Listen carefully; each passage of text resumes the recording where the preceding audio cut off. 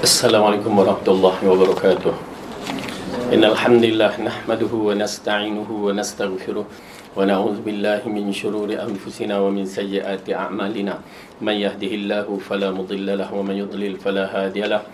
Asyhadu an la ilaha illallah wahdahu la syarika lah wa asyhadu anna Muhammadan 'abduhu wa rasuluhu amma ba'du fa inna khairal kalami kalamullah wa khairal huda huda Muhammadin sallallahu alaihi wasallam wa syarrul umuril muhdatsatuha wa kullu muhdatsatin bid'ah wa kullu bid'atin dhalalah wa kullu dhalalatin finnar.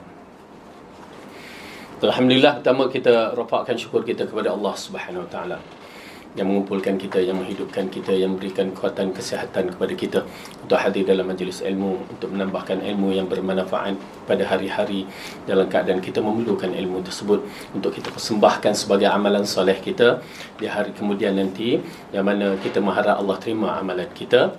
Satu, kedua, Allah kuatkan diri kita untuk beristiqamah dalam siri amalan kita. Dua, yang ketiga, Allah berikan ganjaran pahala yang besar yang boleh menyebabkan kita masuk ke syurga. Amin ya rabbal alamin. Ikhlaskan niat kita. Baik, hari ini kita sambung balik pelajaran kita yang masih lagi kita membincangkan buku Imam Ibn Qayyim Al-Jauziyah rahimahullah yang berkaitan dengan pembentukan diri ataupun tazkiyatun nufus, pembersihan diri, yakni tibbul qulub, ya, perubatan hati, yang mana ianya merupakan satu kitab membicarakan pembentukan hati, perubatan hati yang ianya adalah raja kepada tubuh badan manusia. Baiknya raja ini, maka baiklah rakyatnya. Baik pemimpin, baik rakyatnya. Ke macam mana? Baik rakyat, baik pemimpin. Okey, sistem demokrasi, baik rakyat, baik pemimpin. Buruk rakyat, buruk pemimpin. Betul? Pasal dalam sistem demokrasi dikatakan kalau keldai yang banyak, maka yang memimpinnya keldai. Okey. Itu kalau kita baca dalam kajian yang dibuat oleh yang dikatakan oleh Socrates, begitu kedudukannya. Kalau keldai yang banyak, maka keldailah memimpin kita. Okey. Itu dalam bab yang berkaitan masalah hati, dia tidak boleh dikaitkan begitu. Allah, Rasulullah telah mengatakan hati itu adalah raja. Baik raja, maka baiklah rakyatnya. Itu kaedah dia. Sebenarnya begitulah. Baiknya pemimpin, pemerintah, maka rakyat akan baik. Ya. Jadi dalam keadaan yang begitu, dalam kita membicarakan pembentukan jiwa, maka kita kena paksa baikkan hati kita. Perubatan hati ataupun disebutkan perubatan rohani, ya, tidak memerlukan duit. Kok nak beli kitab je, ya. Tidak memerlukan duit banyak seperti mana perubatan kecil manisnya, darah tinggi, sakit jantung ke apa semua, yang memerlukan beribu-ribu duit, beribu-ribu ringgit. Tetapi perubatan hati memerlukan pada diri sendiri, nak berubah ke tak nak, nak mengubat hati kita ke tak nak. Tu je.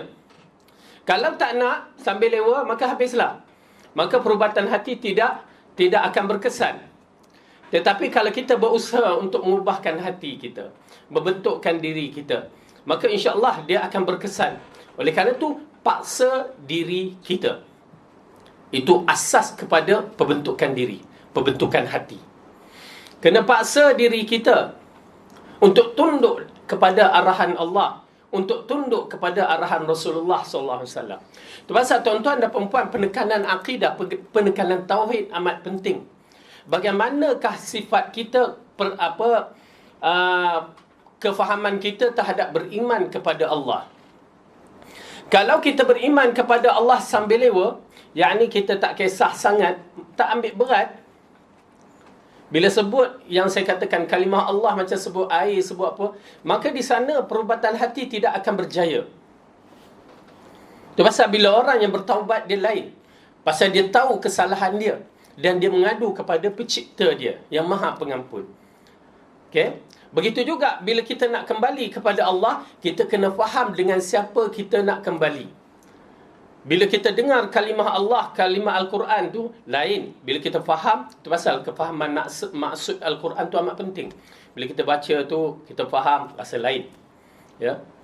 Tetapi bila kita tak faham dan kita pun tak mau ambil faham, maka di situ akan timbul masalah. Hati tidak akan boleh dibersihkan. Jadi memang kena paksa. Ini di antara jihad yang besar, pembentukan hati. Jihad melawan hawa nafsu kita. Subhanallah, tuan-tuan dan perempuan, ianya memerlukan sedikit pengorbanan kita.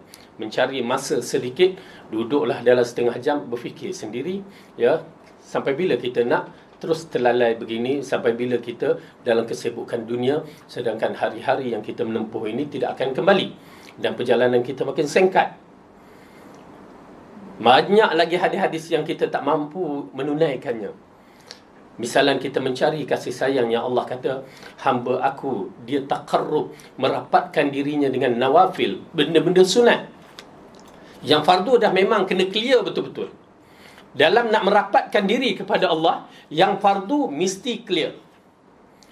Dia tak boleh solat fardu lambat. Tak boleh. Kalau lambat, jangan harap kita nak dapat taqarrub dengan Allah. Pasal apa kita ambil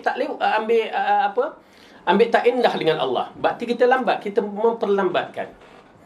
Ingat, kalau kita lambat dalam bab solat fardu, ukuran kita, kalau kita lambat, kita lengah, maka hubungan kita dengan Allah tidak baik. Mungkin kita ingat balik zaman kita bekerja, ya, nak datang pejabat mesti pancul, mesti ikut ketetapan yang dibagikan masa tu. Kalau kita jenis lambat, agak-agak macam mana? Kak Sabah yang ada ni, kedai jahit tu, silap-silap kerja kita buang. Main-main, tak bersungguh-sungguh. Begitu juga dengan hubungan kita dengan Allah, yang fardu mesti clear. Allah amat suka kita datang dengan dalam bab-bab yang fardu. Kenapa? Itu kewajipan yang diberi, kita datang, kita ambil, Allah sangat suka. Tetapi ditambahkan dengan nawafil, benda-benda sunat, menyebabkan Allah menjadi sayang kepada kita. Cuba, tuan-tuan dan perempuan, kena ambil benda-benda yang begitu. Fardu sedikit, tapi nawafil tu banyak. Okey? Benda-benda sunat tu banyak. Okey. Jadi kita sambung balik pelajaran kita, muka surat 124, yang berkaitan dengan butanya mata hati. Na'udzubillah min zalik.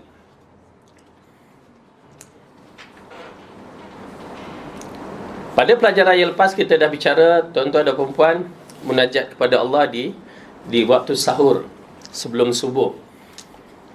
Mudah-mudahan kita telah lakukan dan teruskan.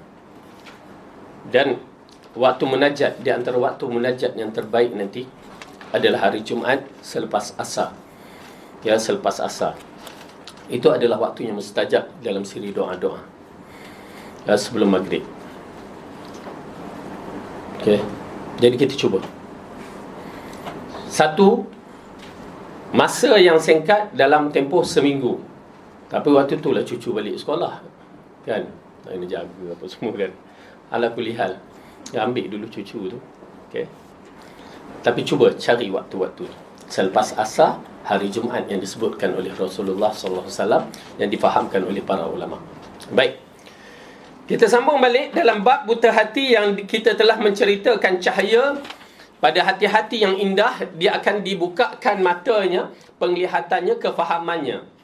Okey, terhadap agama, ya, kefahamannya terhadap kebenaran, alhamdulillah. Bila dia buta mata, dia buta hati, ya, tak nampak apa-apa waktu hidup, maka dia akan berhadapan dengan masalah kehidupan di alam barzakh yang penuh dengan kegelapan. Yang kita bacakan hadis, Rasulullah mengatakan di alam kubur ini, inna hadhil kubur mamlu'atun zulmatan ala ahliha wa inna Allah azza wa jal yunawwiruha lahum bisolati alaihim.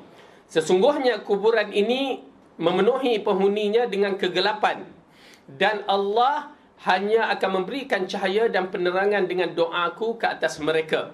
Ini kelebihan doa Rasulullah sallallahu alaihi wasallam. Dan juga ada beberapa amalan-amalan yang akan menerangkan kubur kita.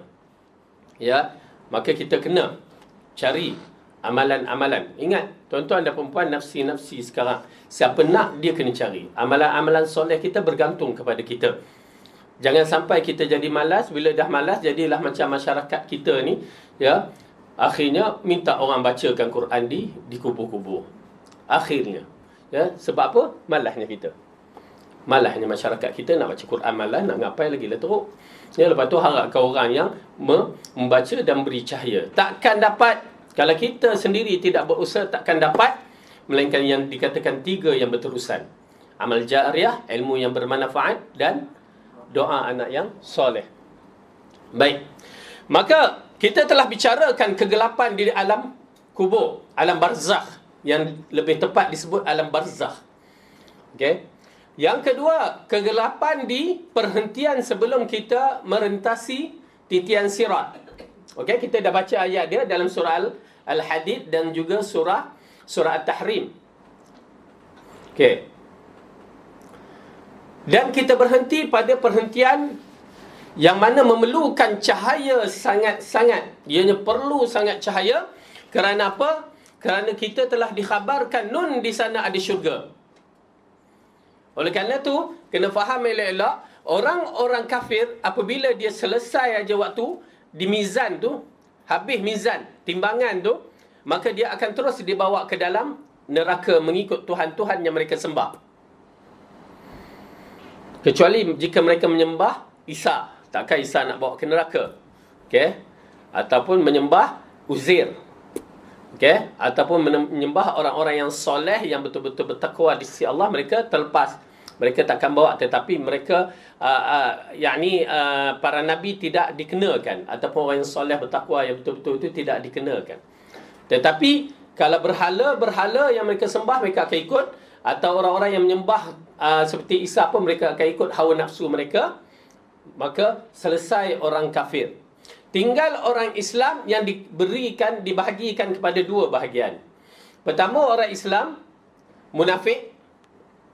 Dan kedua, orang Islam yang bercampur ni. Orang soleh, orang fasik, ya, apa lagi? Orang yang zalim, okey, dia bercampur.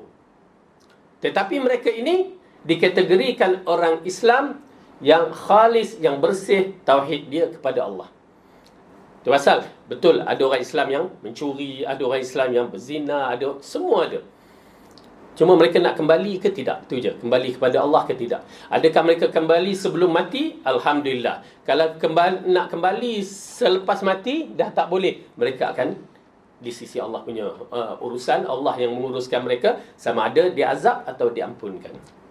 Okey. Jadi, pada pelajaran yang lepas, kita telah bagi tahu, kita telah ceritakan di dalam surah Al-Hadid, bagaimana manusia ini terbahagi kepada 2. Ya, kita buka balik surah Al-Hadid supaya kita tengok keadaan mereka di waktu itu menggerunkan. Kenapa jadi begitu kepada orang munafik? Kerana mereka mempermainkan ayat Allah. Itu je puncanya. Muka surat 539, surah ke-57, juzuk ke-27. Juzuk 27, surah 57, ayat yang ke-12, kita mulakan. Muka surat 539. Bagi Quran-Quran yang sekarang ni. Saya bacakan. A'udzu billahi minasy syaithanir rajim. Yauma taral mu'minina wal mu'minati yas'a nuruhum baina aydihim wa bi aymanihim. بشراكم اليوم جنات تجري من تحتها الأنهار خالدين فيها ذلك هو الفوز العظيم. Iaitu pada hari ketika kamu melihat orang mukmin lelaki dan perempuan, sedangkan cahaya mereka bersinar di hadapan dan di sebelah kanan mereka. Dikatakan pada mereka, pada hari ini ada berita gembira untukmu, iaitu syurga yang mengalir di bawahnya sungai-sungai yang kamu kekal di dalamnya. Itulah keberuntungan yang besar. Ya, subhanallah. Allah mengisytiharkan, ya, mengarahkan para malaikat mengisytiharkan kepada kelompok ni. Ya, kelompok ni, sesungguhnya syurga dah ada di sana. Nun, selepas kamu melintasi titian sirat, syurga dah ada di sana. dan kamu diberikan cahaya, maka disitulah muncul cahaya mengikut amalan masing-masing. Dan tentu amalan yang terbaik, akidah yang terbaik. Akidah yang suci itu akan memberikan cahaya. Allahu waliyul ladzina amanu yukhrijuhum minadh dhulumati ilan nur. Allah adalah wali bagi orang-orang yang beriman, dia mengeluarkan mereka daripada zulumati ilan nur, dari kegelapan kepada cahaya. Maka ini di antara kegelapan yang memerlukan cahaya. Tempat apa kita nak berlepas tu, ya, sebelum kita masuk ke kapal terbang tu, begitulah kedudukan tempat yang kita menunggu untuk departure. Bila dikatakan bergerak, masuk kapal terbang, baru kita bergerak. Okey. Maka di situ diberikan cahaya. Subhanallah. Tiba-tiba diasingkan kelompok yang tidak ada cahaya. Ajaib. Bila kita menyaksikan, tuan-tuan dan perempuan, bila kita bicarakan alam akhirat, kena letak dalam minda kita ni, teknologi di sisi Allah lagi canggih daripada dunia. Macam mana dia asingkan, wallahu alam, saya beriman. Tu je boleh cakap. Tapi kita tahu, kita tengok teknologi yang canggih ni pun, yang Bill Gates buat semua komputer punya program kan, di sisi Allah lebih dahsyat. Ya, kita tak akan terfikir benda tu. Tapi bagi saya beriman. Teknologi yang canggih tu, dia muncul, dia asingkan. Maka orang yang beriman, walaupun cahaya yang kecil, sekecil-kecilnya akan muncul. Banyak mana cahaya, kita akan cerita. Okey. Kemudian, golongan yang tidak beriman secara betul ni, yang nampak tak penghinaan kepada orang-orang munafik. Mereka ni bermain agama. Start daripada awal sampai mereka mati. Bermain dengan agama. Mereka nak main Allah, mereka nak mainkan orang Islam. Akhirnya Allah permainkan di sini. Letih. Ya? Bayangkan, dah nak sampai rupanya nama kamu tak ada. Ui. Ya? Dah nak sampai, dah masa tu dah nak sampai. Ya? Kita dah excited, seharusnya kita dapat, tiba-tiba nama dah keluar, dibatalkan. Subhanallah. Meraung kita. Baik? Okey. Allah katakan, Yauma yaqulul munafiquna wal munafiqatu lilladzina amanu unzuruna naqtabis min nurikum qila irji'u wara'akum faltamisu nura faduriba bainahum bisurin lahu babun batinuhu fihi ar-rahmah وَظَاهِرُهُ مِنْ قِبَلِهِ الْعَذَابِ. Pada hari ketika orang munafik lelaki dan perempuan berkata kepada orang yang beriman, tunggulah kami supaya kami dapat mengambil sebahagian dari cahayamu. Dikatakan kepada mereka, kembalilah kamu ke belakang dan carilah sendiri cahayamu untukmu. Lalu diadakan di antara mereka dinding yang mempunyai pintu. Di sebelah dalamnya ada rahmah dan di sebelah luarnya dari situ ada seksa. Okey, ada azab. Jadi dikatakan, satu suara mengatakan cari sendiri. Orang-orang munafik kenal. Itu pasal kita tak kenal orang munafik. Melainkan Allah berikan kelebihan kepada Rasulullah dan dikhabarkan kepada Huzaifah Al-Yamani. Dia adalah penyimpan rahsia Rasulullah yang mengenali orang munafik. Sayyidina Umar radhiyallahu anhu, ya, dia datang kepada Huzaifah, dia pun tak kenal orang munafik. Dia kata, "Ya Huzaifah, adakah aku termasuk di kalangan orang yang munafik?" Subhanallah, para sahabat radhiyallahu anhu. Ya, mereka sibuk nak membentuk diri mereka. Mereka tak pergi, ya, Umar, Huzaifah, siapa munafik? Dia tak sebut begitu. Kalau kita, siapa munafik kan? Terus. Kita nak cari orang munafik. Sedangkan Umar radhiyallahu anhu, dia nak mencari dirinya adakah termasuk dalam golongan munafik. Itu pasal mereka, sahabat-sahabat ni membersihkan diri awal sekali. Dia tak sibuk macam mana kita menghukum manusia. Mereka sibuk untuk membentukkan diri mereka. Itulah jalan kita sebenarnya. Tuan-tuan dan puan-puan, jalan kita adalah pembentukan diri kita dulu. Bentukkan diri kita. Sibukkan nak menghukum diri kita. InsyaAllah siapa yang sibuk nak menghukum diri dia, ya, takut kepada munafik, sifat nifak, sifat kafir, sifat apa semua, InsyaAllah mereka ini adalah termasuk golongan yang terbaik. ya, yang dijanjikan sebagai orang muttaqin. Tetapi kalau kita sibuk nak mencari kesalahan orang, ya, itu nauzubillah, itu di dalam kategori orang yang bermasalah sebenarnya. Ya, orang masuk dalam jenis golongan ghibah, orang yang mengumpat, mencela, ya, berbagai-bagai jenis orang-orang yang dikategorikan dalam orang yang banyak dosa. Jangan sampai begitu. Okey? Baik, orang munafik ini kita tak kenal, tetapi dikenali di akhirat nanti, di akhirat, di kalangan kita ni, ya, di kalangan manusia ni berkawan, rupanya mereka ini adalah orang munafik. Nauzubillah. Lalu mereka minta, tak ke? Minta cahaya di kalangan orang-orang yang beriman. Tapi datang suara kata, kamu pergi cari ke belakang, dipisahkan dengan satu dinding, yakni seolah-olah cermin, yang nampak orang sana tapi nak pergi tak boleh. Cermin. Okey. Lepas tu kata, pergi cari kat belakang, tengok ada pintu nampak bercahaya. Ya, pintu itu nampak bercahaya. Dalam ni, dalam tempat duduk tu, rahmah. Tak ada apa-apa lagi. Bila dia buka sahaja, maka itulah azab. Yang dikatakan neraka, neraka itu tarik satu. Siapa yang buka? Okey. Yunadunahum alam nakum ma'akum. قالوا بلى ولكنكم فتنتم أنفسكم وتربصتم وارتبتم وغرتكم الأماني حتى جاء أمر الله وغركم بالله الغرور. Orang-orang munafik itu memanggil mereka, yakni orang-orang mukmin, seraya berkata, bukankah kami dahulu bersama-sama dengan kamu? Mereka menjawab, benar, tetapi kamu mencelakakan dirimu sendiri dan menunggu kehancuran kami.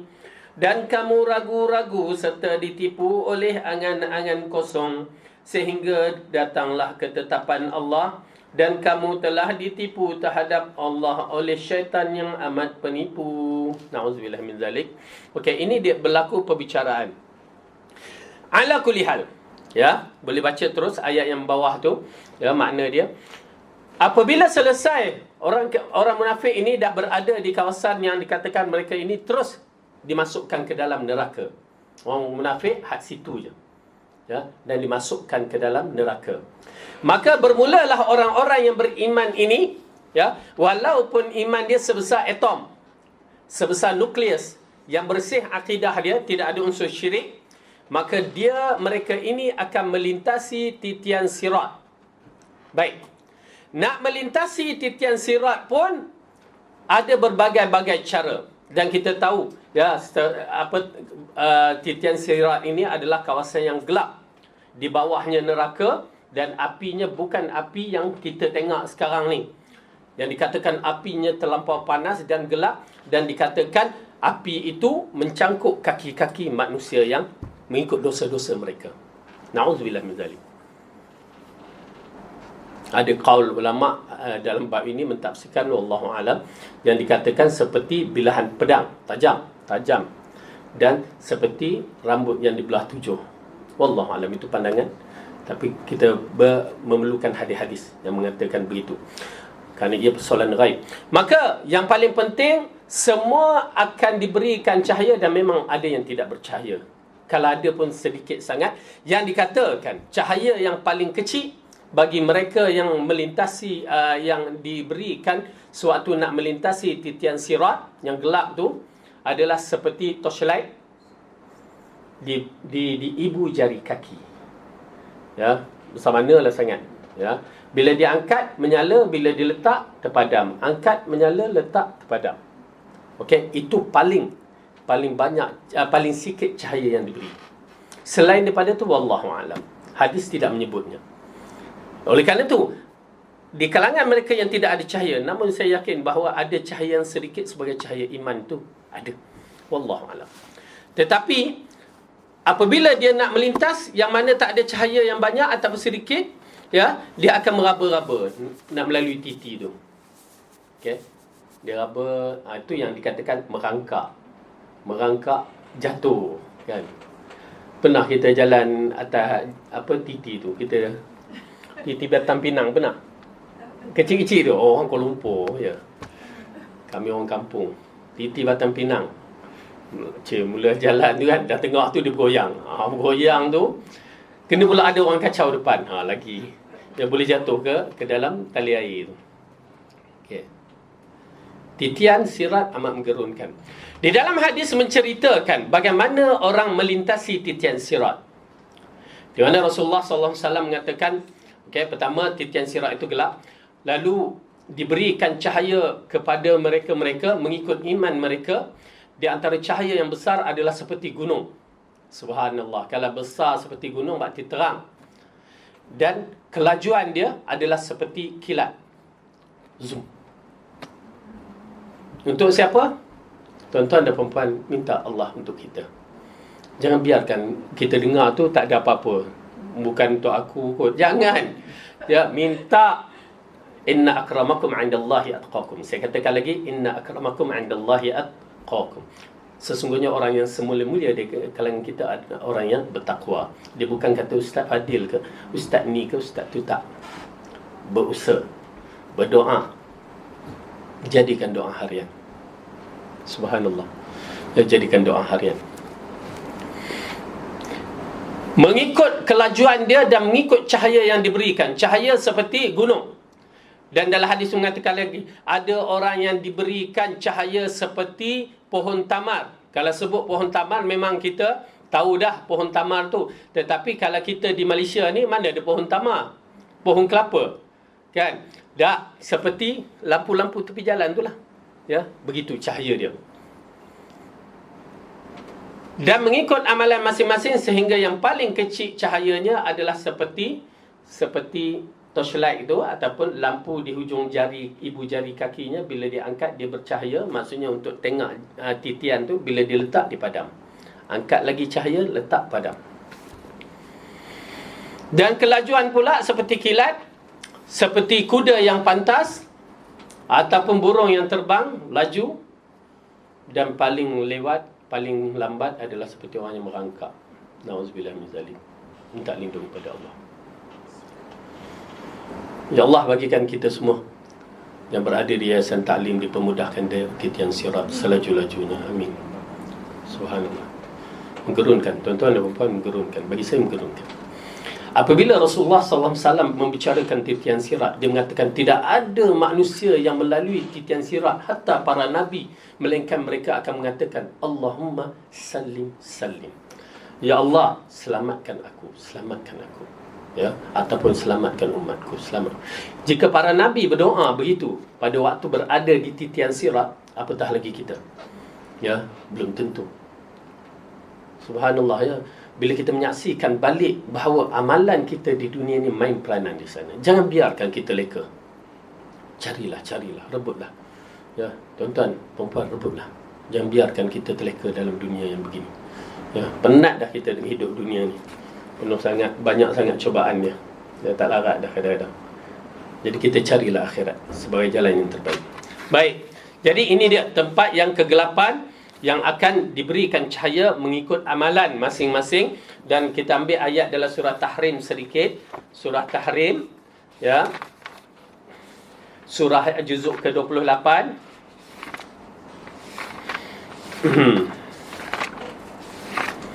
Surah yang ke-66, ayat yang ke-8. Okey, dua ayat ini menceritakan cahaya di akhirat. Surah Al-Hadid dan surah Tahrim. A'udzu billahi minasyaitonir rajim. Ayat yang ke-8. يا أيها الذين آمنوا توبوا إلى الله توبة نصوحا عسى ربكم أن يكفر عنكم سيئاتكم ويدخلكم جنات تجري من تحتها الأنهار يوم لا يخزي الله النبي والذين آمنوا معه نورهم يسعى بين أيديهم وبأيمانهم يقولون ربنا وأتمم لنا نورنا واغفر لنا إنك على كل شيء قدير. Wahai orang-orang yang beriman, bertaubatlah kepada Allah dengan taubat yang semurni-murninya. Mudah-mudahan Tuhan kamu akan menghapuskan kesalahan-kesalahanmu dan memasukkan kamu ke dalam syurga yang mengalir di bawahnya sungai-sungai. Pada hari ketika Allah tidak menghinakan Nabi dan orang-orang yang beriman bersama dengannya, sedangkan cahaya mereka memancar di hadapan dan di sebelah kanan mereka sambil mereka mengatakan, Ya Tuhan kami, sempurnakanlah bagi kami cahaya kami dan ampunilah kami. Sesungguhnya Engkau Maha Kuasa atas segala sesuatu. Ya, Masya Allah. Hatta di akhirat kita memerlukan cahaya ini lagi banyak. Yang kita minta doa kepada Allah, Allah akan bagi ataupun tidak. Wallahu alam, ilmu di sisi Allah. Yang penting kita minta di dunia ni dan insya-Allah Allah akan bagi di akhirat. Tabiatnya Allah ni Maha Pemurah. Janji kita minta. Ya. Jadi ini dia perjalanan kehidupan kegelapan yang kita akan tempuhi dan kita mengharapkan rahmat Allah memberi cahaya kita. Pertama, kehidupan di dunia, petunjuk. Dan kedua, di alam barzah. Dan yang ketiga, sebelum melepasi titian sirat. Dan keempat, di waktu titian sirat. Habis lepas titian sirat. Misalnya, Alhamdulillah. Kata Alhamdulillah. InsyaAllah, mudah-mudahan. Amin. Terus masuk syurga ke? Kak sabar, terus masuk syurga ke? Belum lagi. Ada lagi. Kena belajar tu. Itulah tuan-tuan dan puan-puan, kita kena tahu perjalanan kita di sana. Kita dah tahu dah plan kita di bumi. Nun, di akhirat kelak, kena tahu. Rupanya ada satu lagi tempat yang menjadi penghalang. Bagi orang-orang yang bersih, tak ada masalah, dia akan melepasi tempat ini. Maksudnya, lepas titian sirat, dia lalu je tempat tu, dan terus masuk ke syurga. Alhamdulillah. Rupanya ada satu tempat yang dinamakan Al-Qantarah. Al-Qantarah adalah satu perhentian untuk orang-orang yang beriman yang telah mengambil perjanjiannya di muka bumi. Di antaranya, sebabnya, ya, apa dia? Sebab, yakni kalau pukul, balas pukul. Okay. Dia pernah pukul manusia di bumi, maka di sana dia akan kena pukul. Ya, Rasulullah menceritakan kambing dengan kambing pun dinampakkan. Ya, tanduk lawan pun ditunjukkan. Maka kita pun akan ditunjukkan di situ, ditahankan di situ. Oleh kerana tu, la ilaha illallah. Selagi kita bernafas, cara kita berfikir dalam alam akhirat kena lain sedikit. Jangan ikut jiwa kita, semangat kita. Apa? Bila orang pukul, aku balas kamu. Tak larat balas, tak dapat balas, kita jumpa di akhirat. Kan? Dia nak balas, tak boleh balas. Lalu dikatakan, kita jumpa di akhirat. Tak apa, tak jadi masalah. Tetapi yang jadi masalahnya, okey, memang kita akan dapat balas balik di akhirat. Dia lepuk kita sekali, kita lepuk dia sekali. Dia tarik rambut kita, kita tarik rambut kita di sana, di akhirat. Tapi apa dapat tarik rambut je? Oleh kerana itu Rasulullah SAW mengajarkan kita melalui firman-firman Allah bahawa fa'fu wasfahu, maafkan. Maafkan mereka. Orang buat kesilapan kepada kita ataupun orang marah kat kita, dia maki hamu, ditumbuk, maafkan. Tak boleh ustaz. Geram tu ada lagi. Ya. Dendam tu ada lagi. Tahu tak pengampunan kita, maafkan dia. Okey, saya bagi contoh. Tiba-tiba kita, mudah-mudahan insya-Allah amin, kita menjadi orang yang terbaik. Misalnya di sana. Perjalanan kita di mahsyar laju. Ya. Ikutkan tak ada hisap, kalau tak ada hisap lagi istimewa. Sampai titian sirat memang laju. Tiba-tiba sampai ke Al-Qantarah, kena tahan. Kenapa? Kan kita dah janji dulu, ya, nak balas dia ke akhirat. Yang menjadi masalah, kita terpaksa menunggu. Yang mat tu atau minah tu, entah baru permulaan titian sirat. Yang dikatakan beribu tahun perjalanan mereka. Permulaan kita dah ada nun syurga, pintu gerbang syurga dah nampak. Takkan nak tunggu dia. Disebabkan apa? Cubit telinga je. Oleh kerana tu maafkan. Bila kita maaf tu, darajat kita naik. Di situlah Allah akan pemudahkan kita.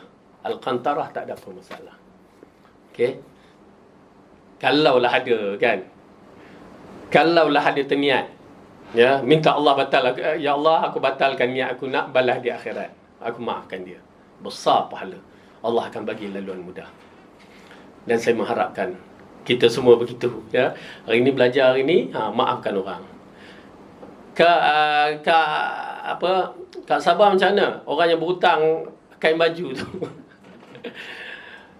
Jangan maaf dulu, tunggu dulu. Sampai dia berbayar tu. Kalau dah mati lain cerita. Ustaz, kalau kita perasaan saja, macam kalau kita disakiti hati ke apa, lepas tu kita tak berdendam, tapi kita macam kita macam merajuk lah, tak mau lah, macam tu. Macam mana yang dia tengok, okey, itu bisikan-bisikan syaitan yang kadang-kadang mengganggu kita, ya, supaya kita tidak maaf secara ikhlas, satu. Dan kedua ialah memang tidak dinafikan kadang-kadang kita teringat benda-benda yang dia buat kat kita, itu tak nafikan.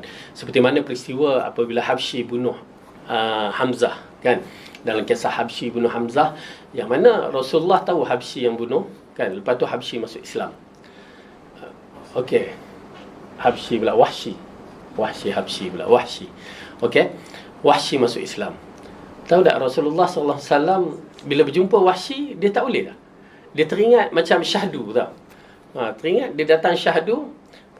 Yalah, dia teringat pasal apa? Hamzah dalam keadaan dipotong anggota badan dia dalam keadaan yang begitu, yang dikatakan ialah menyeksa, kan. Bila dia tengok tu, dia tengok Wahsy, dia teringat perkara tu.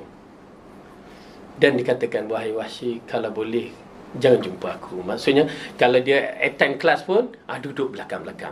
Macam tu. Pasal apa? Tak boleh. Dia tengok tu, dia teringat. Mungkinlah kita begitu juga, kan. Kita tengok orang tu macam Wahsy je, geram aku. yang pentingnya di akhirat nanti macam mana? InsyaAllah Allah ampunkan kita. Kerana bukan kita nak, tapi perasaan tu dia datang. Ya, perasaan tu dia datang. Ya, bukan kita nak, dia datang juga.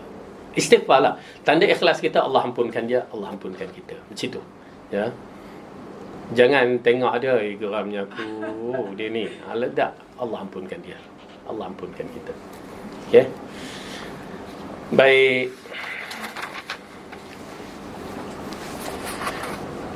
Ketika hari kiamat terjadi dan orang-orang dikumpulkan dengan wajah yang gelap dengan sangat jelas, di mana setiap orang dapat melihat hingga wajah tersebut menjadi hitam seperti gosong, maka sungguh itu adalah hukuman yang tidak bisa dibanding dengan keseluruhan nikmatan dunia dari awal hingga akhir. Lalu bagaimana mungkin seorang yang menjerumuskan dirinya ke dalam kesulitan, kesakitan dan keletihan selamanya, sedangkan di dunia hanya sementara bagaikan mimpi sahaja, hanya kepada Allah lah kita meminta pertolongan. Okey, ini dia diceritakan perjalanan di mahsyar. Di antaranya permulaan perjalanan itu semua muka kita berubah. Walaupun pada hari ini kita ni orang putih, di sana belum tentu kita putih. Tetapi yang paling penting, iman itu akan memutihkan seseorang itu. Ya, iman yang betul memutihkan seseorang tu, wuduk yang betul memutihkan orang tu. Bagi yang tua, uban-uban tu memutihkan diri mereka di akhirat kelak. Allah bercerita dalam Al-Quran, perubahan yang pertama di antara perubahan-perubahan yang berlaku kita di akhirat kelak ialah perubahan muka kita yang berdalilkan dalam surah Ali Imran. Okay, dalam surah Ali Imran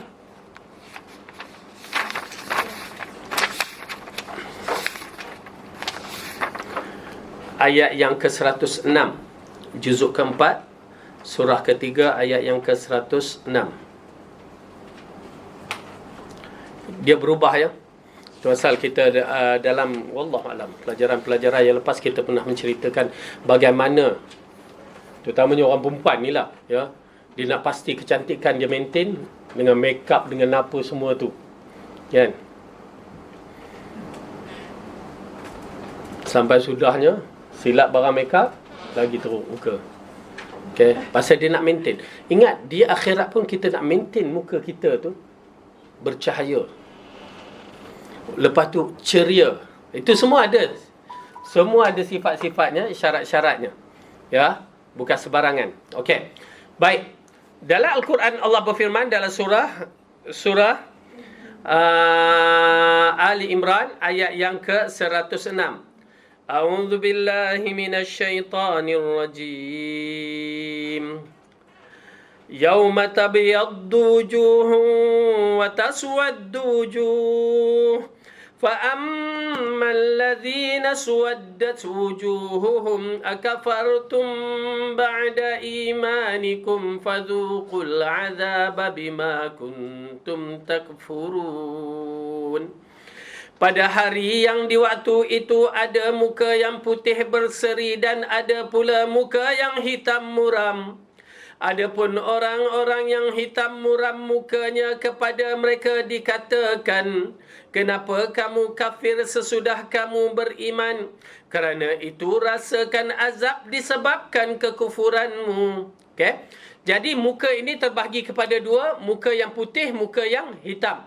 Putih itu adalah putih keimanan. Hitam itu adalah hitam kekufuran. Na'udzubillah min zalik. Awal-awal dah menunjukkan mereka ini adalah orang yang bermasalah. Okey. Kemudian Allah mengatakan, wa ammal ladzina biyaddat wujuhuhum fa fi rahmatillahi hum fiha khalidun. Adapun orang yang putih berseri mukanya, maka mereka berada di dalam rahmat Allah, yakni syurga. Mereka kekal di dalamnya untuk selama-lamanya. Alhamdulillah. Ya, tuan-tuan dan puan-puan, nasihat. Putihnya muka mereka ini disebabkan iman mereka. Jaga iman seperti mana yang kita katakan, ikut cara Rasulullah sallallahu alaihi wasallam beriman. InsyaAllah kita akan dapat. Alhamdulillah, Yayasan Ta'lim ya menyediakan pakej menuntut ilmu secara betul. Ya, secara mengikut Quran dan Sunnah. Ikut. Saya nasihat sangat-sangat. Kerana takut, kerana masalah iman ni kita dicelarukan. Oleh kerana tu dapatkan maklumat yang betul. Okey. Ceria, okey. Misalnya kita masuk ceria kan. Okey, ceria. Ceria ke? Putih. Putih bukan berarti ceria lagi. Tetapi berseri itu dah nampak cerianya. Okey.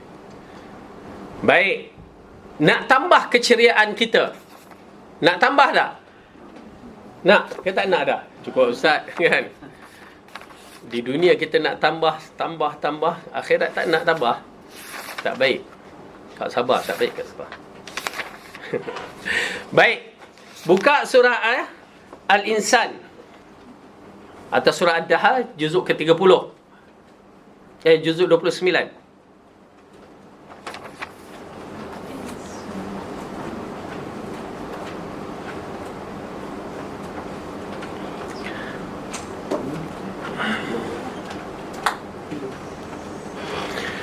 Surah ke-76, juzuk 29, muka surat 579.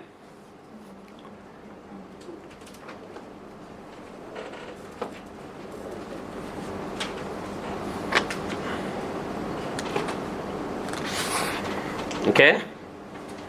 Kita mulakan ayat yang ke-5 lah, senang. Ya, sorry.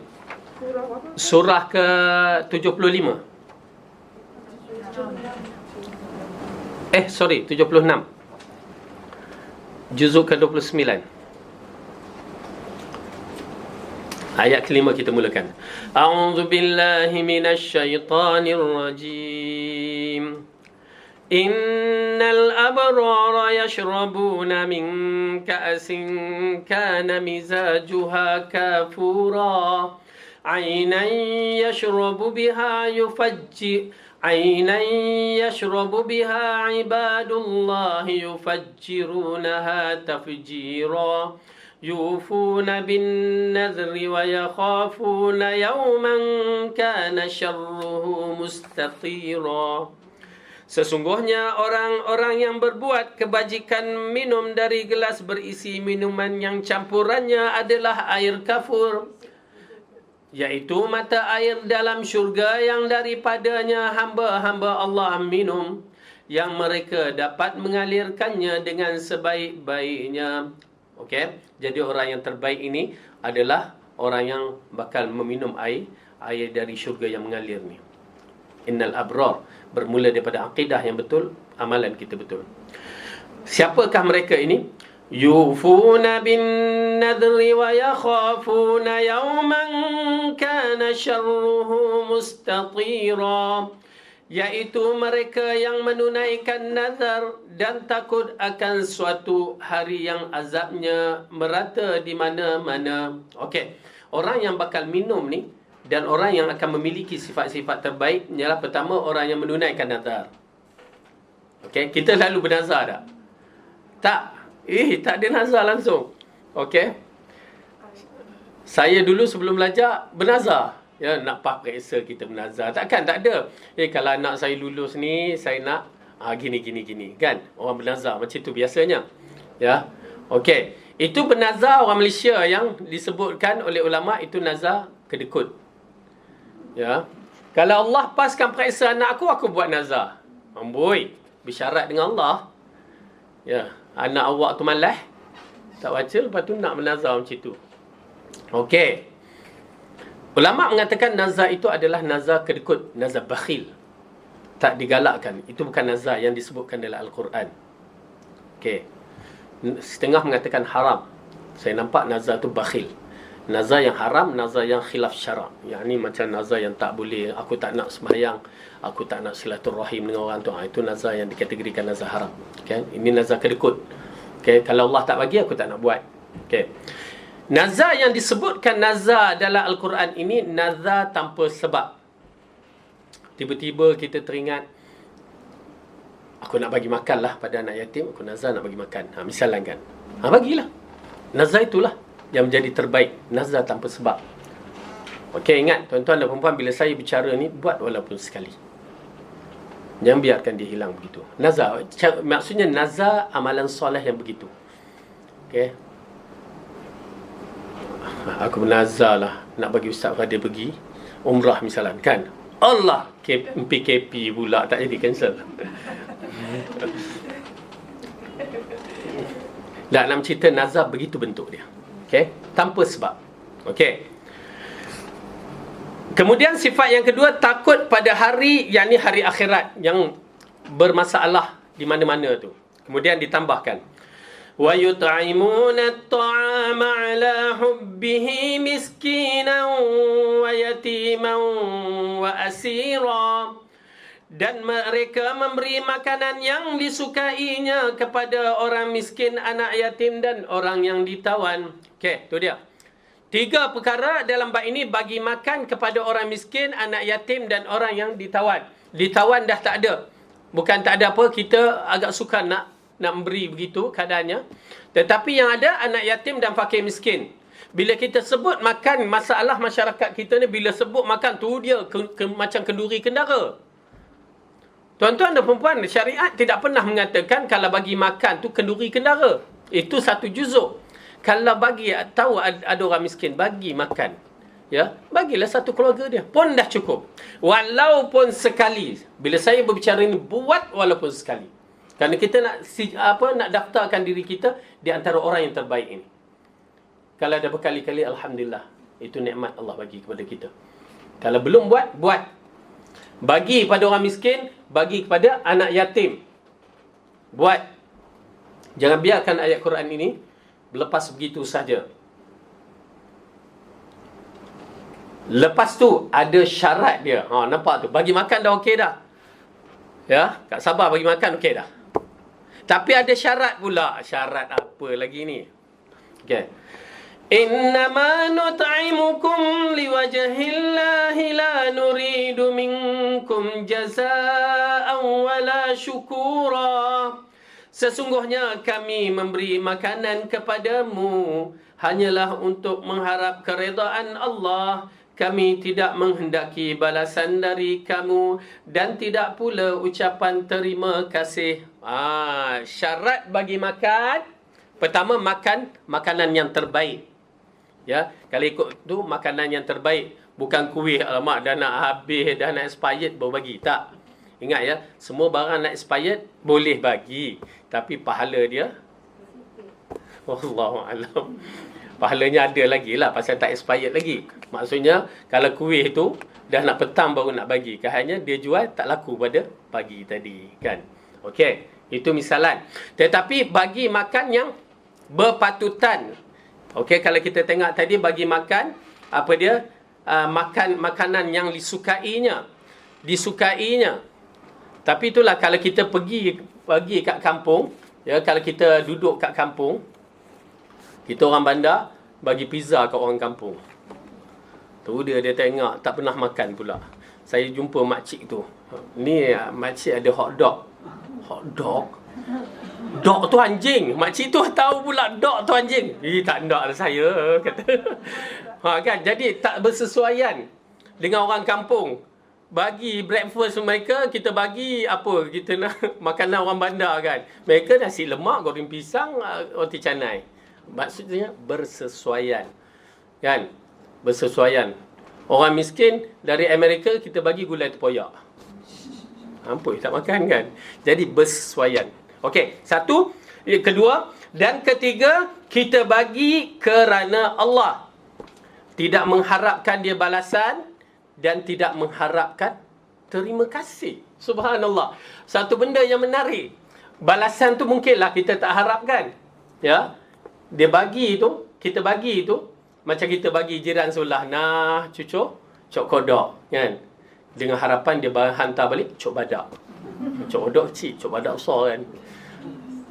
Ada niat tu, sedekah okey, tetapi sifat tu tak ada.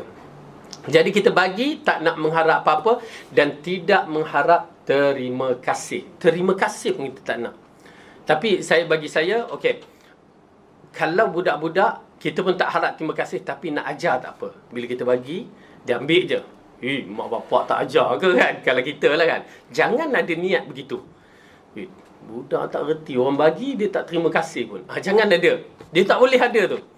Dah tak apa. Tetapi kalau kita nak ajar, tak apa. Adik, bila ambil ni cakap terima kasih. Itu tak apa. Ya. Berarti begitu sekali tak nak terima kasih. Hatta ulama mengatakan bila kita bagi tu, orang tu ambil, dia ucap terima kasih kan. Kalau dia tak ucap terima kasih pun, kita kata dia ucap terima kasih, lepas tu kita katakan doakan untuk saya. Pun tak perlu. Jangan harap dia mendoakan pun tak. Kalau dia nak doa sendiri tak apa. Tapi jangan kita sebut. Bila kita sebut, seolah-olah kita mengharapkan terima kasih juga.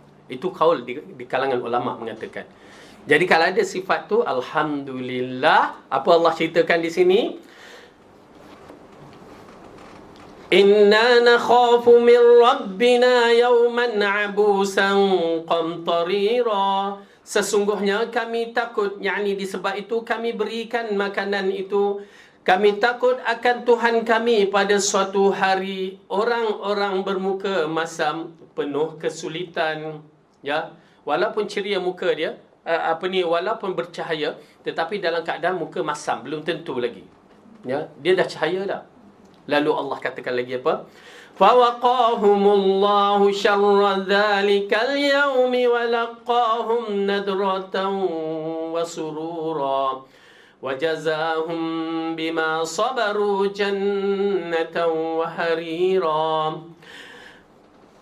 Maka Tuhan memelihara mereka dari kesusahan hari itu dan memberikan kepada mereka kejernihan wajah dan kegembiraan hati. Nampak tu?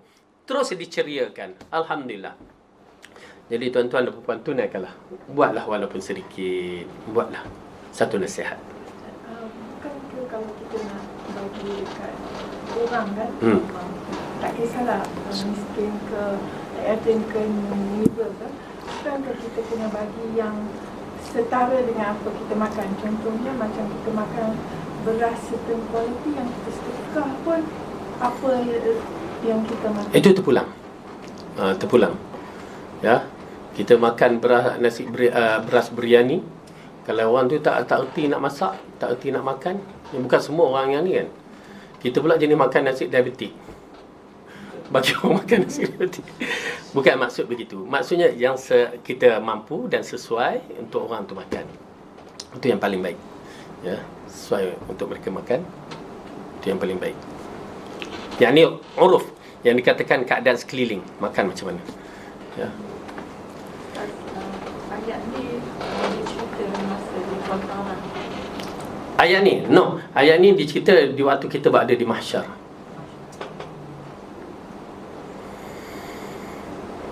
Dan dia memberi balasan kepada mereka kerana kesabaran mereka dengan syurga dan pakaian sutera. Jadi ini di antara gambaran mereka-mereka yang diberikan cahaya, berikan kecantikan wajah. Allahumma jadikan kita termasuk dalam golongan ini. Amin ya rabbal alamin. Tetapi ingat, kena tunaikan, kena buat walaupun sedikit. Tanda kita menyambut seruan ilahi. Okey. Kita masuk balik dalam buku ni. Ketiga, terhalang hati dari Allah. Terhalangnya hati dari Allah, subhanallah, terhalangnya, tertutupnya kita, ya, beramal kerana Allah ataupun merindui amalan-amalan soleh. Saya pun tak tahu nak terangkan macam mana bila terhalang hati kita, ya. Kadang-kadang kita melihat sesuatu tu kita suka, kan? Kita suka sangat-sangat. Bila kita suka, kita akan bersungguh-sungguh, kan? Tetapi bila kita merajuk, ya, terus terhalang hati kita. Ya, kita tidak berminat. Di situ takut. Dalam urusan agama kita takut. Ya, terhalang hati kita dengan Allah, dengan pencipta kita, maka terputuslah segala kebaikan dunia dan akhirat. Nauzubillah min zalik. Oleh kerana tu, dalam bab ini, dalam bab syiar-syiar agama kita, kita kena jaga elok-elok. Ya, bila datang seruan Allah, kita sambut. Datang seruan Rasul, kita sambut. Cepat sambut, jangan tangguh-tangguh. Itu tanda kita mengagungkan Allah. Subhanallah, kalau Allah campak cahaya cukup dah dalam hati kita, ya, insya-Allah kita akan merasa seronok, ya, dalam siri amalan-amalan soleh. Tapi kalau kita merasa rimah kita nak melakukan amalan soleh, ada masalah. Rimah, ya. Nak solat awal rimah, ada alasan. Nak solat awal tu payah, ada alasan. Baik-baik. Ya. Nak datang kelas ada alasan, tak apa lagi. Tapi nak dalam benda-benda fardu tu, wajib tu. Kalau sunat tu masih lagi kita ada kelonggarannya. Tapi dalam bab wajib tu, saya banyak tekankan bab solat. Kerana solat tu asas bagi nak mengukur iman kita. Okey. Allah berfirman dalam surah Al-Mutaffifin ayat yang ke-14, ya, juzuk amma tu juzuk 30, Al-Mutaffifin. Ayat ni pendek je. Ayat yang ke-14. Surah ke berapa?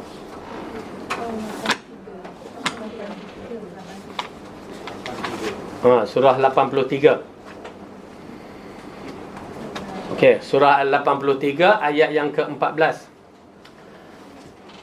Kalla bal rana ala qulubihim ma kanu yaksibun. Sekali-kali tidak, bahkan apa yang mereka kerjakan itu telah menutupi hati-hati mereka.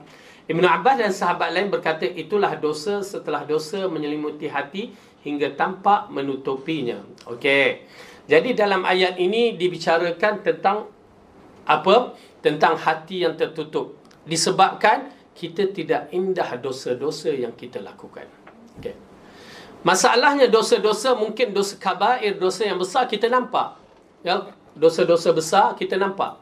Tetapi dosa-dosa yang nampak kecil itu kadang-kadang dia akan menjadi besar, yang menutupkan hati-hati kita. Okay. Dosa besar memang clear. Kalau ikut kabair tu kita clear. Tapi dosa-dosa kecil ini yang boleh menyebabkan hati kita tertutup, itu yang menakutkan. Dalam hadis menceritakan seseorang itu, ya, melakukan dosa seperti mana, ini apa mafhum daripada hadis tu, seperti mana seorang melalui sebuah wadi, dia bawa satu kayu, ranting kayu, dia campak. Datang seorang lagi ambil, campak ranting kayu tu. Nak bagi misal, nampak tak? Okey, kita bagi misal yang paling jelas pada masyarakat Malaysia. Okey, diletakkan sebot, dilarang buang sampah. Kat situ betul banyak sampah orang buang, kan? Tak tahu mentaliti masyarakat kita tu, tak tahu macam mana. Orang kata jangan buang sampah, di situ berlonggok sampah. Dia katanya seorang dia cabar buang. Datang lagi seorang kan. Bila dah tiap-tiap hari orang buang sampah, maka dia memenuhi sampah. Begitulah hati kita bila sekali dosa, kita buat aja, tak ada istighfar. Datang dosa lagi, kita pun tak kisah sangat. Kadang-kadang kita buat, ya, itu pasal benda-benda lara ni dia mengeraskan hati. Na'udzubillah. Yang dimaksudkan benda-benda lara ni, maaf kata, seperti klip-klip video yang ada dalam gadget kita. Ya, buka-buka ada pula video menarik pula kan, kita tengok. Tengok kali pertama mungkin kita tak terasa, tetapi janganlah try pula, tapi nak ceritakan kalau dah berturut-turut hati kita akan keras. Sedangkan kita secara kasar benda tu lara, tapi kalau ada unsur maksiat dia merupakan dosa. Ya, bila unsur maksiat ada, memang ada. Bagi kita orang lelaki ni, kalau kita tengok tu ada aja masuk orang perempuan dalam tu, ya, kena pula orang-orang cerita barat tu kan, dengan tidak menutup aurat dah terkena dah. Itu dah kira kategori dosa. Dosa kecil. Tak percaya, bukan nak suruh ni buat, tapi bila dah galak, dah selalu sangat kita tengok, keras hati kita. Confirm keras. Cepat-cepat rujuk pada Allah. Ya, mana ada kita tengok video habis tengok subhanakallahumma bihamdika asyhadu an la, tak ada. Sorry. Ya, maaf kata sampai dah tandas pun budak-budak ni dia masih lagi. Hatta game itu pun lara. Dia menghabiskan masa. Dia boleh mengeraskan. Cukup anak-anak kita cuti PKP ni kan. Ya, berapa ramai anak-anak yang keras hati dia, malas nak pergi sekolah sampai berdoa, ya Allah bagikan coronavirus lagi kan. Keras hati dia. Bila budak, kalau nak tengok budak-budak ya, wallahualam, kadang-kadang anak-anak kita pun mereka nak ambil tak boleh. Kadang-kadang kita bagi kejap, okey pergi tengok. Keras hati hanya duk tengok cerita kartun.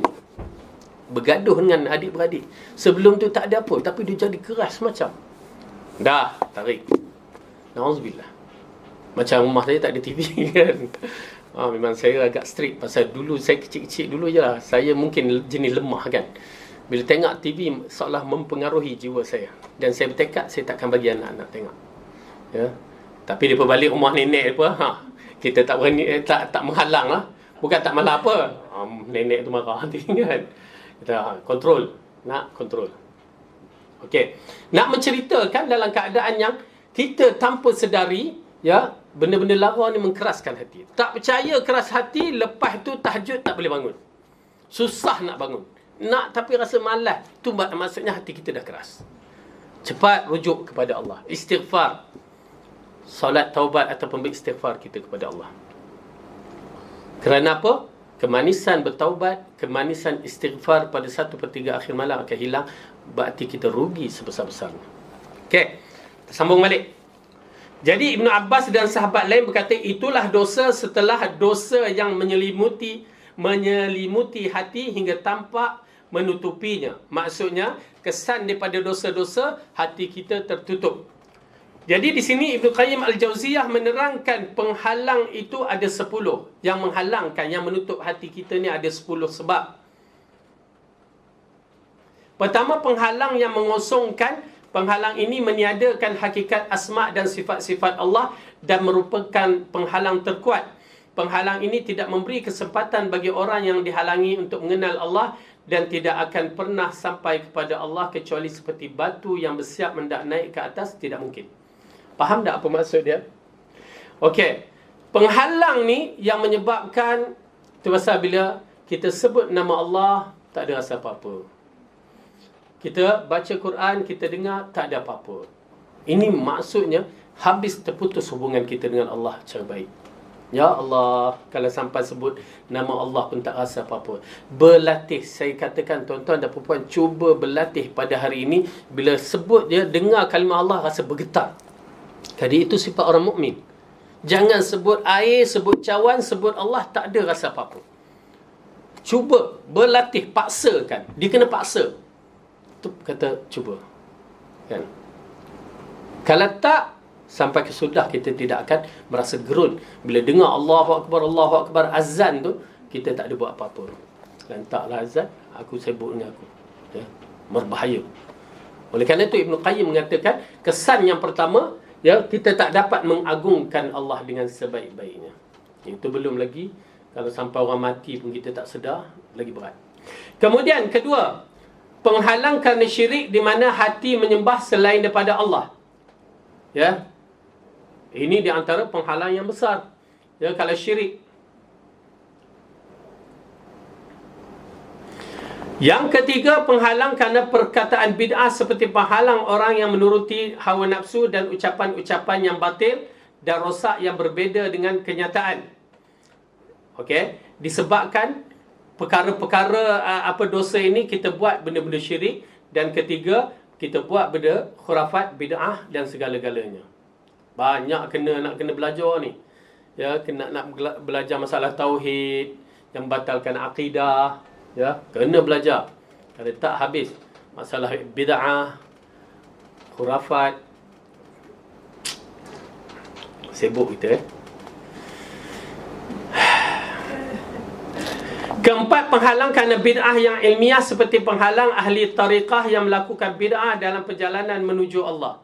Ini berkaitan dengan terhalangnya ahli bid'ah dalam bentuk ilmiah. Maksudnya kita nampak orang-orang yang melakukan amalan-amalan di kalangan golongan tarikat, Sufism. Ya, mereka nak membersihkan diri mereka, tengok cara mereka, apa yang mereka buat. Nak bertaubat, pergi ke kubur-kubur. Habib Noh berdoa, minta Habib Noh, ya, bertawassul dengan orang yang telah mati. Syirik akbar. Walaupun orang tu pakai serban, walaupun orang tu pakai jubah, jangan itu jadi kita terpengaruh. Na'udzubillah. Berat ya, benda ni berat, kerana mereka lah yang telah merosakkan akidah ummah.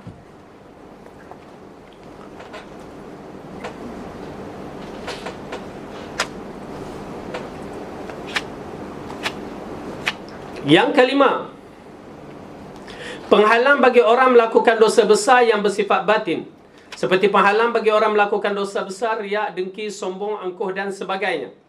Ya, yang menjadikan orang-orang itu akan melakukan dosa-dosa besar, dalaman ataupun luaran, ya, dan juga termasuk dalam dosa-dosa dengki, sombong, angkuh dan sebagainya. Keenam, penghalang bagi orang melakukan dosa besar yang bersifat zahir, penghalang mereka adalah penghalang yang lebih kuat dari saudaranya yang melakukan dosa yang bersifat batin. Meskipun ibadah, zuhud dan ijtihad mereka banyak, dosa orang yang melakukan dosa yang bersifat batin lebih dekat kepada pertaubatan daripada orang yang melakukan dosa bersifat zahir. Oleh kerananya tercipta kedudukan-kedudukan bagi mereka yang mereka tidak mampu melihatnya dan mengeluarkan dengan sempurna walaupun dijungkir balik ibadah dan makrifat. Orang yang melakukan dosa besar yang sifat zahir merupakan tingkatan paling rendah dan susah bagi mereka untuk selamat. Hati orang yang pendosa yang bersifat batin lebih baik daripada pendosa bersifat zahir. Okey, ini di antara berkaitan dengan amalan-amalan yang dinyatakan. Oleh kerana itu, kalau seorang itu telah melakukan maksiat, mana boleh dia berbangga dengan maksiat dia. Di antara cara berbangga dengan maksiat yang dilakukan, apa dia? Dia buat maksiat terang-terangan. Ya, dia buat maksiat terang-terangan. Dah tahu diri itu lelaki, nak tunjukkan juga dia tu pondan macam perempuan. Itu di antara maksiat terang-terangan. Ya, dia make up. Jadi maknya. Mula Pak Ngah, tukar maknya. Lepas tu mula nak make upkan orang. Ya. Setengah orang perempuan tak tahu, dia suka orang lelaki make upkan dia. Na'udzubillah min. Okey. Ini di antara maksiat yang dilakukan. Okey. Pondan, kalau perempuan apa dia? Tomboy. Ya. Pancake. Pancake. Pen. Apa dia? Pancake. Oh, pancake pula ada. Ini jenis tak sarapan pagi lah ni. Pancake pula masuk kelas. Okey, pancake, ya. Itu semua dilaknati oleh Allah dan Rasul. Dalam siri orang yang dilaknati oleh Allah dan Rasul, mereka ni kerana menzahirkan kejahatan. Ya. Kalau itu pasal dalam hadis mengisyaratkan kalau seorang itu telah melakukan maksiat, jangan, Allah telah tutupkan maksiat dia. Maka beristighfar. Jangan diceritakan kepada orang apa yang dilakukan. Kenapa? Allah telah menutupnya. Tetapi bila dia menceritakan apa yang dilakukan, seolah-olah dia nak berbangga dengan maksiat yang dilakukan. Jadi dalam bab ini, macam kita lah, zaman-zaman muda kita, ya, bukan semuanya okey, tak dinafikan. Ya, bukan semuanya okey. Ada benda-benda maksiat yang kita lakukan, rahsiakan. Kita dah bersih, kita nak bertaubat, ya. Jangan kita cerita kat kawan kita, aku dululah kan, kasut tumit tinggi aku tu 2 jengkal. Tak payah cerita. Baju kebaya, baju apa lagi, tak tahulah baju orang perempuan ni, ya. Habis kita cerita waktu kita zaman jahil dahulu, zaman yang tak faham agama dulu, kita cerita. Tak boleh, tak usah. Rahsiakan. Cukup. Itu pasal kesilapan yang lepas, biar kita berurusan dengan Allah. Kenapa pada hari ni kalau kita cerita kat orang, orang tu pula tiba-tiba jadi musuh politik. Politik yang biasa berlaku tu, ya. Habis dicongkir cerita kita, gambar-gambar kita yang lepas waktu tu. Wallahu alam. Ya. Istighfar banyak-banyak. Ala kulli hal, nak menceritakan, jangan cerita dosa-dosa yang telah lalu. Cukup kita cerita pada Allah, mengadu. Okey. Biar orang tu tekan, ceritalah, tak payah. Bukan dia yang menghapuskan dosa kita. Yang ketujuh, penghalang bagi orang melakukan dosa kecil, ya, yang menyebabkan orang itu berterusan untuk melakukan dosa-dosa kecil. Kedelapan, penghalang bagi orang yang berlebih-lebihan dalam hal yang mubah, ya. Jadi orang yang melakukan walaupun benda tu mubah, tetapi sebenarnya kadang-kadang dia boleh bawa kepada berdosa. Benda mubah ni dia tidak ada dosa, ya, tapi kita nampak boleh membawa kepada pahala. Tetapi kadang-kadang bila terlampau banyak mubahnya, benda yang harus, ya, makan harus makan ni, ya, makan harus lagi makan, tu dia, sampai kembung, sampai tak larat, dia jatuh haram. Okey. Kemudian ke-9, penghalang bagi orang yang lalai dalam melakukan tujuan penciptaannya dikehendaki darinya, tidak senantiasa berzikir, bersyukur dan ibadah kepada Allah. Dia jadi menghalang untuk mengingati Allah. Okey. Dan ke-10, penghalang bagi orang yang berijtihad, yang berjalan menempuh jalan menyimpang dari yang dimaksudkan. Okey. Berkaitan dengan ijtihad, berkaitan dengan di kalangan para ulama. Itulah 10 penghalang yang menghalangi antara hati dan Allah, serta penghalang yang memisahkan antara hati dengan semua yang harus dijalani. Okey. Penghalang tersebut terdiri dari 4 unsur, iaitu unsur jiwa, unsur syaitan, unsur dunia dan unsur hawa nafsu. Oleh kerananya tidak mungkin menyingkap penghalang tersebut selagi akar dan unsur penyebabnya masih ada, menempel di dalam hati. Dengan arti kata lain, 4 perkara ni dia menempelkan dalam hati, melekat pada hati kita, maka kita nak berurusan dengan Allah agak sukar. Apa dia? Yang disebutkan syaitan. Okey. Unsur dunia, mana tadi? Unsur jiwa, unsur syaitan, unsur dunia dan unsur hawa nafsu. Nak kena buang. Tapi ialah satu persatulah. 4 unsur yang sudah disebutkan dapat merosakkan perkataan, perbuatan, maksud dan cara yang ditempuh. Tergantung pada banyak dan sedikit. Jalan perbicaraan, perbuatan dan maksud terputus untuk sampai kepada hati, sehingga jalan yang terputus untuk menuju kepada Tuhannya. Okey, ini terlampau ialah bila Ibn Qayyim Jauziyah menerangkan begitu terperinci. Kadang-kadang kita tak mampu untuk membahaskannya secara teliti. Cuma nak bagi tahu dalam bab ini, ya, dalam perjalanan kita ni nak bertemu dengan Tuhan, nak ikhlaskan dalam siri ibadat, terlampau banyak ranjau-ranjaunya. Ianya boleh diselesaikan dengan cara menuntut ilmu. Okey, cara menuntut ilmu yang betul, kita akan kenal antara betul dan salah, al-haq wal batil. Kita akan kenal. Maka bila kita kenal hak dan batil, di situ kita akan berentasi step by step. Kita akan sampai. Tak lambat, tak cepat, lambat. Kita akan sampai. Tetapi kalau kita tak menuntut ilmu, di situ ada masalahnya. Kita nak bertemu dengan Allah, nak rapat dengan Allah, taqarrub pada Allah, tetapi bila caranya salah, itu yang kita tengok. Walaupun orang tu orang Islam, ya, orang pakai jubah, serban, tudung melingkup, tetapi kesudahannya jalan-jalan mereka agak menggerunkan, tidak mengikut syarak. Itu yang jadi puncanya. Ya, jadi puncanya mereka tersesat di atas nama Islam juga.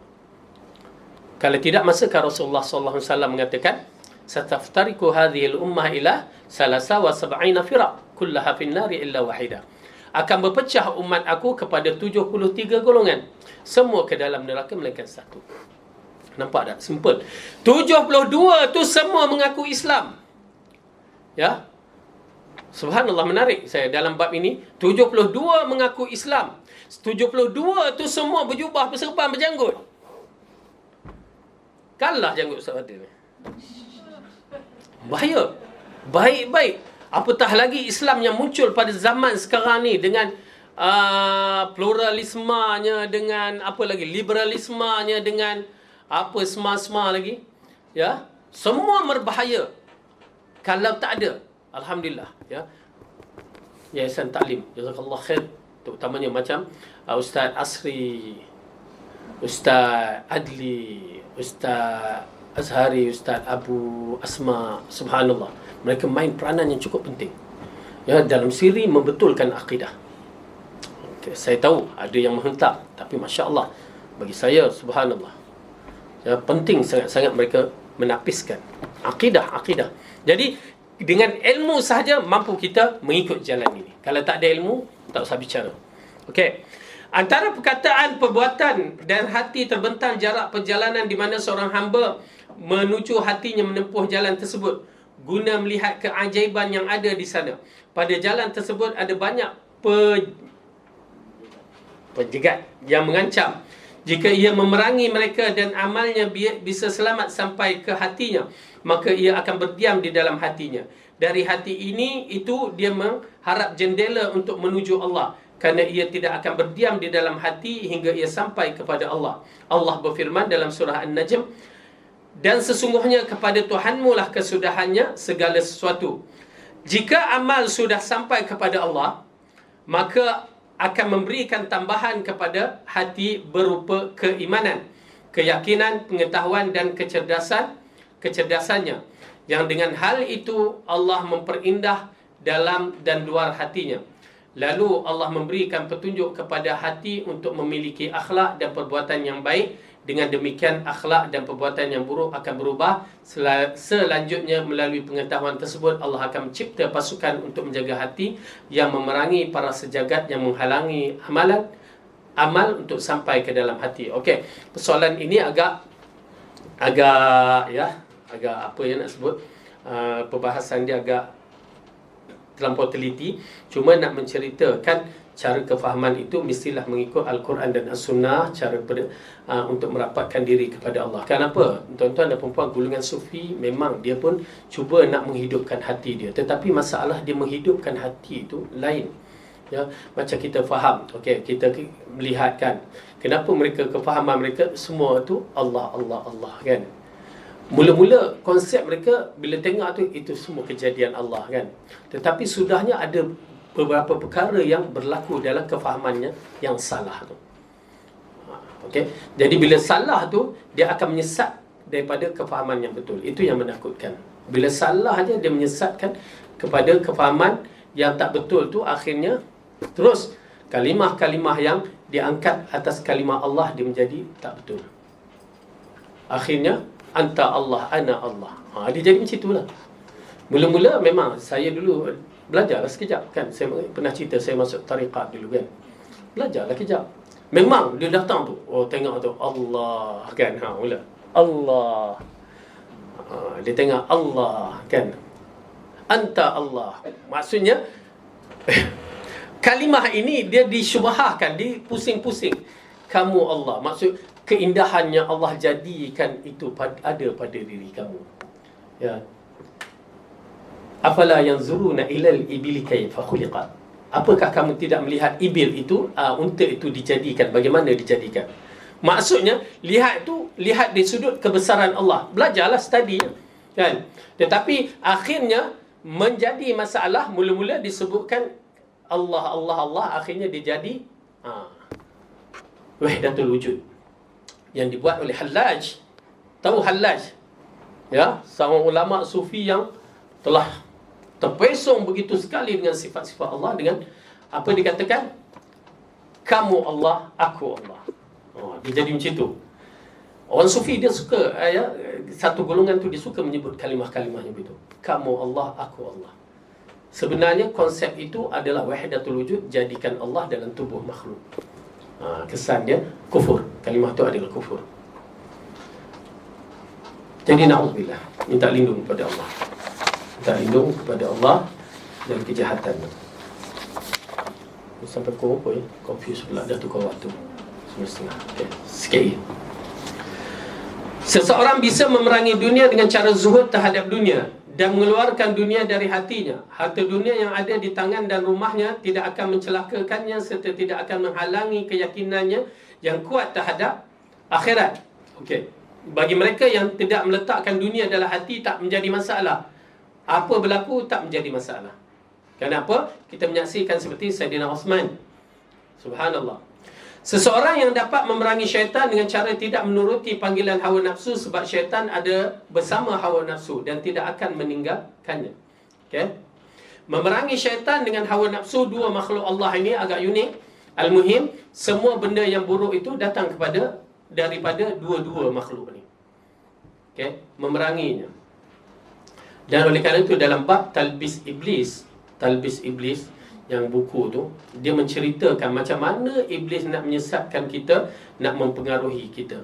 Hatta para ustaz pun dipengaruhinya. Hatta orang yang nak bersedekah pun dipengaruhinya. Dahsyat. Iblis tu masuk, dahsyat. Nak bersedekah dah baik dah kan? Itulah, dah baik dah. Tiba-tiba dia muncul, riak, ujub. Ikhlas. Ya, bagi dia datang. Nak riak ke nak ujub? Maksudnya menunjuk, riak. Kalau tak menunjuk pula, dia datang, hebat aku, ujub. Dia datang macam itu sekali. Orang yang bersedekah, orang yang tak nak semayang, alhamdulillah. Orang yang nak semayang, dia kacau lagi.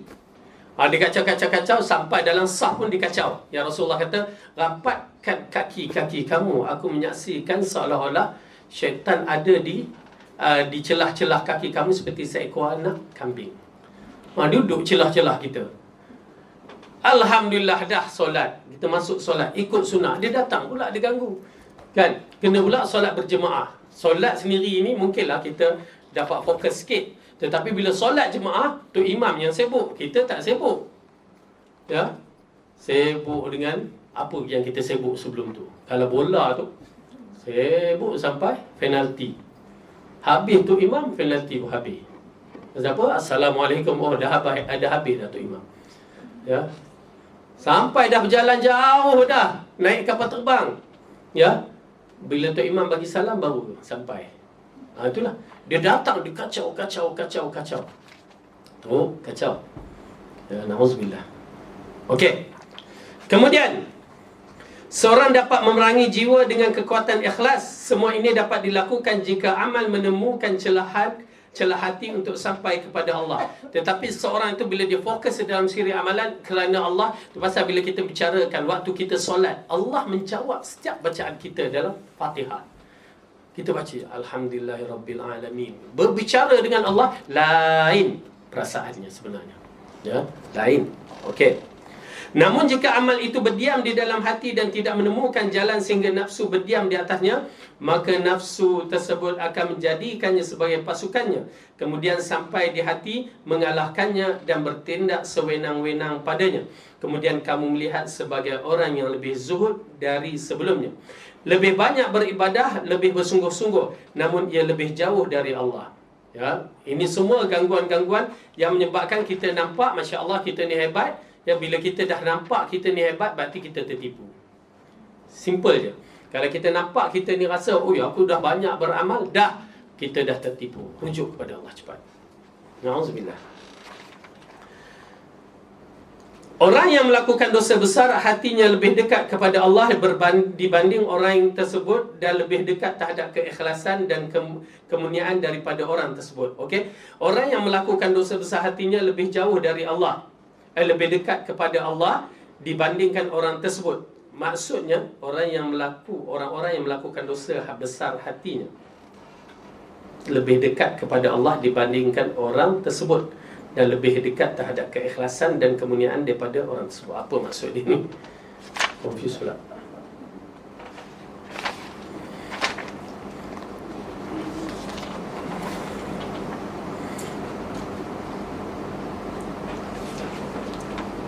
buku yang asli tak bawa pula. Okey, yang tu saya notekan sikit agak keliru.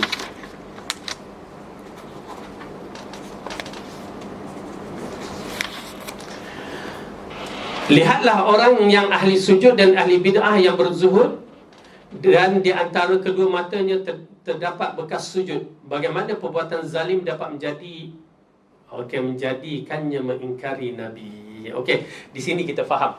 Okey, maksudnya orang yang melakukan amalan-amalan ni kadang-kadang dia tertipu.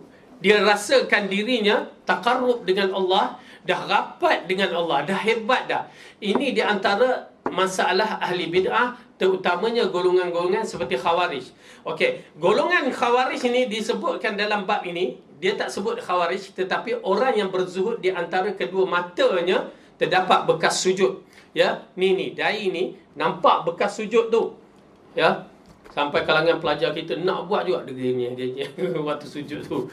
Dia gosok-gosok je. Tak. Bekas sujud bukan disebabkan gosok, tetapi disebabkan selalu sujud. Nak menceritakan Khawarij yang Rasulullah SAW cerita sampai bengkak-bengkak kaki. Berpuasa macam Nabi Daud, puasa sehari buka sehari. Hebat tak? Betul tak? Hebat. Hebat. Kita kena kata, kena akui, hebat. Tetapi apabila Rasulullah SAW mengatakan mereka kalbun min kilabin ahli nar, anjing di antara anjing neraka. Nampak tak? Oleh kerana itu jangan tertipu dengan amalan. Okay? Kerana keikhlasan itu yang menunjukkan dia itu betul ataupun tidak hanya Allah. Lihat orang yang ahli sujud dan ahli ibadah yang berzuhud, dan di antara kedua matanya terdapat bekas sujud. Bagaimana perbuatan zalimnya dapat menjadikan mengingkari Nabi dan menjadikan pemiliknya memandang rendah kepada orang Muslim, menghunus pedang untuk mereka dan menghalalkan darah mereka. Ini semua sifat Khawarij. Nampak tak? Oleh kerana itu ianya muncul pada akhir zaman. Kalau kita tak tapis elok-elok, golongan ini telah muncul pada akhir zaman. Mereka bertopingkan agama tetapi menghentam agama secara halus.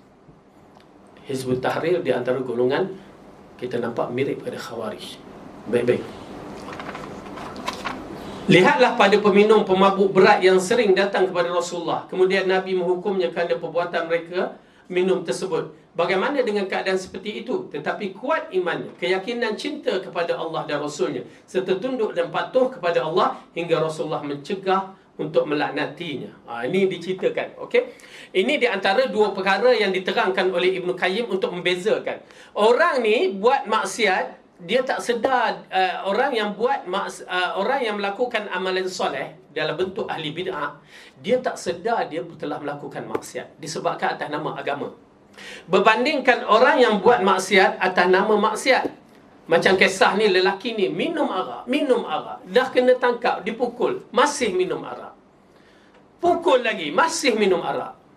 Ya, pasal ialah pada zaman dahulu arak tu menjadi pujaan mereka. Lepas tu ketagih. Tetapi dia cinta Allah dan Rasul, tapi tang arak tu ada masalah. Akhirnya selepas satu ketika dipukul, dua orang ni berbicara depan Rasulullah. Tapi bicara yang agak tidak baik. Cara dia lebih kurang, apalah si fulan disebut nama, ya. Tak, dia ada sebut seolah-olah melaknati. Laknat betul dia ni. Dah berapa kali kena pukul, masih lagi. Terus Rasulullah marah.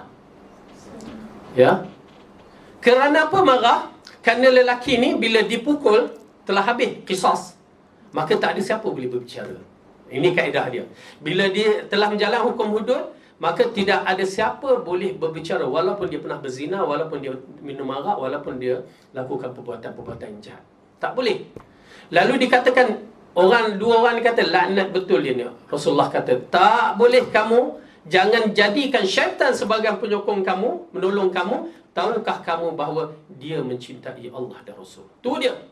Rasulullah kata dia mencintai Allah dan Rasul, tapi berarak dia ketagih. Jadi oleh kerana itu, ahli bid'ah tidak begitu. Dia tak tahu dia telah lakukan maksiat. Dia ingat dia buat amalan soleh, Oleh kerana itu kedudukan ahli bid'ah berbahaya. Okey? Maka di sinilah lihatlah, dan demikianlah menjadi jelas bahawa orang maksiat yang berdosa lebih selamat akibat dibandingkan ahli ibadah yang berdosa. Orang yang buat maksiat dengan jelas lebih berbahaya, lebih selamat daripada ahli bid'ah yang melakukan kesesatan di atas nama agama. Jadi minta lindung kepada Allah Subhanahu Wa Taala daripada kita termasuk di kalangan ahli bid'ah. Wallahu a'lam bissawab. Ada apa soalan?